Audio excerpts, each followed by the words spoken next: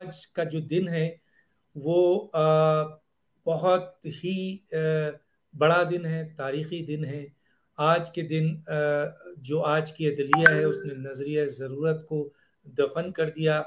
आइन की बालादस्ती और कानून की बालादस्ती ये देखे बगैर कि सराउंडिंग क्या है, आगे क्या है, पीछे क्या है, ऊपर क्या है, नीचे क्या है, उन्होंने जो हलफ उठाया है आइन की कस्टोडियन का, यानी आइन की वो हिफाजत करेंगी, आज अता बंदयाल साहब और उनके बाकी जजेस ने वो हक पूरा कर दिया और इसके बड़े दूरस्थ नताइज निकलेंगे। जी। ये आज का फैसला पाकिस्तान की तारीख लिखने वाला, पाकिस्तान का मुस्तकबिल लिखने वाला था, क्योंकि पाकिस्तान को एक नाहल, नाकाम, नालायक हुक्मरानों ने उस जगह पहुंचा दिया था जहां मौशी बहरान, जहां सफारती बहरान, जहां सियासी बहरान, जहां आईनी बहरान, सब का सब जो है एक जगह जमा हो गया था और मुल्क जो है वो इस वक्त बहुत मुश्किल में था, बड़ी तकलीफ में था हमारा मुल्क पाकिस्तान, जिसकी बुनियाद पर जो है आज उस इस तारीखी फैसले ने, आईनी फैसले ने, थोड़ी देर के लिए मैं इस बात को हटा देता हूं कि किसकी जीत हुई है और किसकी हार हुई जी। है। ये अगर जीत हुई है तो आइन की जीत हुई है, ये अगर जीत हुई है तो कानून की जीत हुई है, ये अगर जीत हुई है तो जमहूरियत की जीत हुई है, ये जीत हुई है तो ये 22 करोड़ पाकिस्तानियों के उमंगों की जीत हुई है, ये जीत हुई है तो पाकिस्तान की जीत हुई है।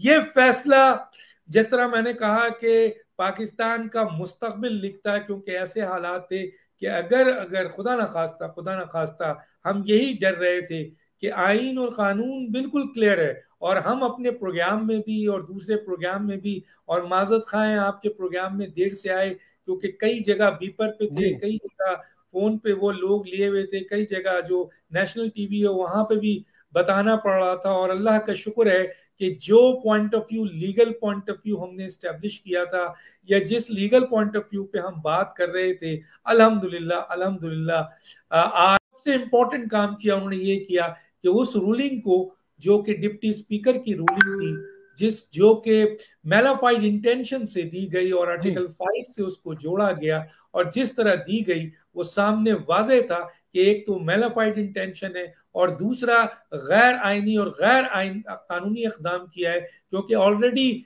आर्टिकल जो है वो 95 जो है वो इम्पोज हो चुका था। सिर्फ उसके ऊपर अब स्पीकर जो है या deputy speaker as a registrar जो है उसने काउंटिंग करानी थी। और ये जो खेल खेला था, ये अगर फर्ज करें कि अगर ये इलेक्शन में ऐलान हो जाता और सिर्फ ये कह दिया जाता कि जी। ये रूल गलत है, और इस रूलिंग के लिहाज से जो गद्दार कहे गए 196 लोग, तो ये मैं समझता हूं कि कल पाकिस्तान के अंदर बहुत बड़ा सियासी और आईनी बहरान हो चुका होता। आज अल्हम्दुलिल्लाह अल्हम्दुलिल्लाह इन 5 जजेस ने अपने फराइज को और अपने हलफ मनसबी को निभाते हुए वो तारीखी फैसला किया है, जो फैसला जो है पाकिस्तान को पूरी दुनिया में सुरखरू करेगा, ना सिर्फ पाकिस्तान को बैन अवी तौर पर जो है वो सुरखरू करेगा इंसाफ और कानून के लिहाज से, बल्कि पाकिस्तान के अंदर आइनी, मुआशी, समाजी, आपके सियासी बहरान को जो है खत्म करने में मदद देगा। इंशाल्लाह। ऐसा नहीं है, देखें सुप्रीम कोर्ट ने तो बहुत बड़ा फैसला दे दिया है। जी। सुप्रीम कोर्ट ने ये कहा है कि डिप्टी स्पीकर की जो रूलिंग थी, और रूलिंग क्या थी उसकी, वो ये थी कि आर्टिकल 5 के लिहाज से ये लोग जो हैं जिन्होंने करारदाद पेश की है, ये आर्टिकल 5 यानी ये रियासत से वफादार नहीं है, इस बुनियाद पे इस रूलिंग को खत्म किया जाता है। जी। सुप्रीम कोर्ट ने फैसला ये दिया है कि ये रूलिंग गैर आईनी और गैर कानूनी है, गोया डिप्टी स्पीकर ने आइन तोड़ा। फिर उन्होंने ये कहा कि ये असम्बली बहाल की जाए, क्योंकि सारे फैसले उन्होंने रिवर्स कर दिए, क्योंकि इसी फैसले की बुनियाद पर वजीर आजम ने एडवाइस दी थी, तो उन्होंने भी गैर आईनी गैर कानूनी काम किया था, गोया उन्होंने भी आइन तोड़ा था। और उसके बाद सदर साहब ने जो वजीर आजम के एडवाइस के ऊपर ये देखे बगैर कि ये फैसला, ये जो एडवाइस है ये गैर आईनी गैर कानूनी है, उन्होंने असम्बली तहलील कर दी। तो जी। गोया लॉ मिनिस्टर से चलने वाला जो पार्लियामेंट में उन्होंने पर्चा पढ़ा था, डिप्टी स्पीकर एंड वजीर आजम और सदर तो सुप्रीम कोर्ट ने तो मोहर रख दी है कि इन चारों ने गैर आईनी काम किया है, तभी वो तमाम चीजें बैक हो गई, रिवर्स हो गई। अब सवाल ये पैदा होता है कि वो ये कानून तोड़ा है, ये जी अब आने वाली रियासत जो है, जो भी हुकूमत होगी, ये उसका काम है कि अब उसने उनके ऊपर मुकदमात बनाने हैं। क्यों? क्योंकि आपने कानून और आइन तोड़ा है। सुप्रीम कोर्ट ने तो स्टेब्लिश कर दिया, सुप्रीम कोर्ट ने तो ये अब वजन रख दिया है कि डिप्टी स्पीकर ने गैर आईनी अमल किया है, वजीर आजम ने गैर आईनी अमल किया है, सदन ने किया है। सदन ने गैर आईनी अमल किया है, लॉ मिनिस्टर ने गैर आईनी अमल किया है। इससे बड़ा फैसला और क्या हो सकता है? अब जो जो आर्टिकल 6 लगना है, वो तो रियासत का काम है, वो तो रियासत इनिशिएट करेगी, वो तो रियासत जो है वो इन मुकदमात को जो है वो आगे बढ़ाएगी। देखिए, अगर आइन की पासदारी नहीं की गई और आइन तोड़ने वालों को छोड़ा गया, तो ये तो देखिए, एक परवेज मुशर्रफ पे आर्टिकल 6 लगा था, इससे पहले भी कुछ लोगों पे लगा था, जी लेकिन उसकी जस्टिफिकेशन इतनी सॉलिड नहीं थी। उसकी जस्टिफिकेशन में कोर्ट के ऊपर केस, कोर्ट ही पूरी की पूरी अदालत ने उसको चेंज कर दिया। लेकिन यहां तो अदालत ने स्टेब्लिश कर दिया है कि इन्होंने आइन तोड़ा है इन चारों ने।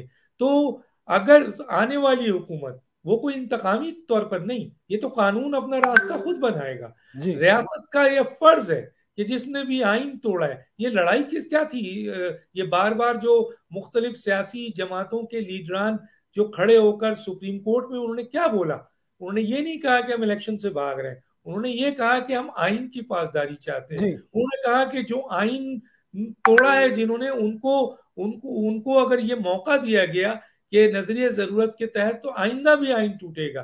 तो इसी तरीके से आज सुप्रीम कोर्ट ने तो अपना फर्ज पूरा किया है, अब आने वाली हुकूमत का ये फर्ज है कि वो इन लोगों के खिलाफ जिन्होंने आइन तोड़ा है और जिसके ऊपर सुप्रीम कोर्ट ने अपनी मोहर लगा दी मुहर है, लगा दी है। तो उसके बाद बगैर किसी नफरत के, इंतकाम के, वो मुकदमात चलाएं, ताकि ऐसे लोगों को, कोई भी हो, उनको सजा मिलनी चाहिए। और जब सजा नहीं देंगे तो फिर कोई आइन तोड़ेगा और सुप्रीम कोर्ट बहाल कर देगा।